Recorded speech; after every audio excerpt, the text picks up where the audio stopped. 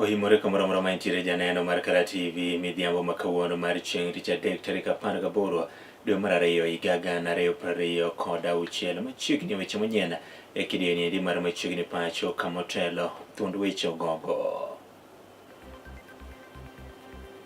Oganda jokopere pacho kaendi odiochieng' makawuono chako ayanga nyasi nendo mar Saburu chenro nendo mabiro dhi nyime kuom thuolo maromo ndalo 40 mabiro. Kumaanisha kwamba tunafaa pia kuwasaidia wale ambao hawana, lakini cha muhimu ni kujua ni safari. Tunasafisha nyoyo zetu, tunapata nguvu ya imani katika maisha yetu.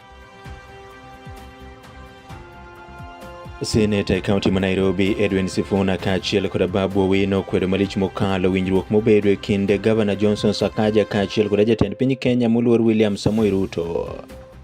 They have no program, they have no vision for the future of our country. Anyuola mar rawera Vincent Ayoma mane onegi e kinde nyasi mar siasa e kar dak nendo ma Kitengela kwedo piny owacho makoro giyango ni ne otamore mar mondo kik tim bero ne ringre mare. Tena tunaambiwa ati bado turudi tena Kitengela, sijui mali walimlekesha mwili sijui nini. Sasa tuelewi mambo inakuwa aje hapa. David Kinani Marago odiochieng' makawuono yudore kama tek e kinde moganda mawuok e masawa mar piny Kenya ne orakore kode Kariembe. Hiyo ni kitu ambayo imepitwa na wakati. Kenya tumetoka hapo. Ukiona serikali inatumia nguvu wakati huu, hiyo ni kuonyesha wamepanic.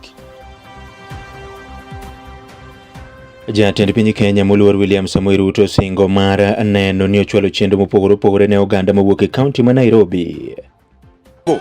Tuko na sera, tuko na agenda, tuko na maono. We have a track record for what we have done. Ne mago kaachiel kod moko mathoth arwakni machiegni bere koda chakruok nyaka giko. Nyinga Joash Odhiambo Mitula kajaloko mar Nyadendi Bella Achenga.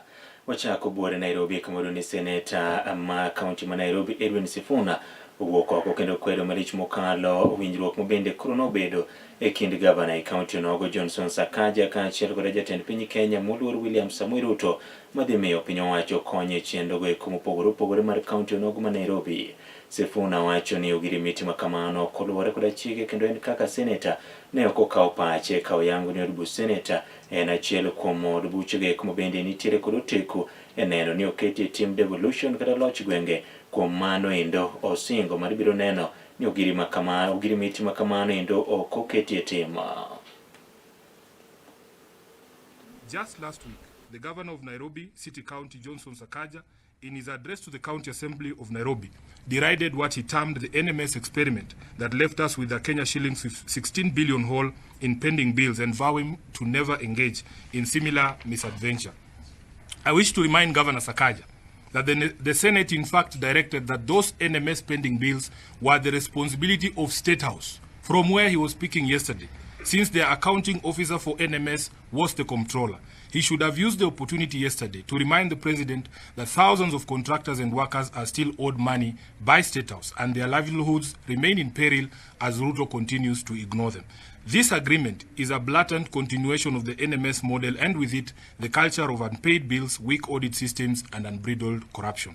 Fourthly, it is in the public knowledge that the national government owes Nairobians over 100 billion shillings in unpaid rates and other payables from national government institutions. Ruto throwing around the figure of 80 billion as a symbol of his generosity to the people of Nairobi is nothing but a ruse. Fifthly, the national government continues to hold on to functions that are solidly county functions under the 4th schedule of the Constitution. For instance, the Constitution recognizes only 2 levels of roads, and that is national trunk roads and county roads. Kenyans must note that national government agencies like Kura and Kera continue to insist on doing roads in Nairobi when they clearly need to hand over those roads and the attendant resources to the county government of Nairobi.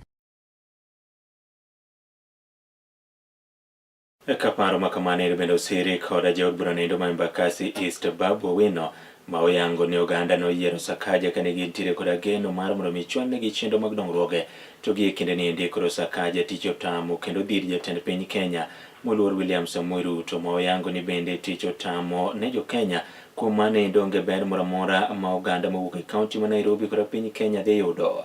olero kanyendo ni gie kinde niendi chendo geko mag choko taka chwalo pi maler gedo mag apeyni kinde mamoko ka koro gavana Sakaja osechwalo ne jatend piny Kenya to koro nyiso ni onge gimoro amora ma bende onyalo timo nikech chendo mag thieth bende orochore malich mokalo e kaunti no indo.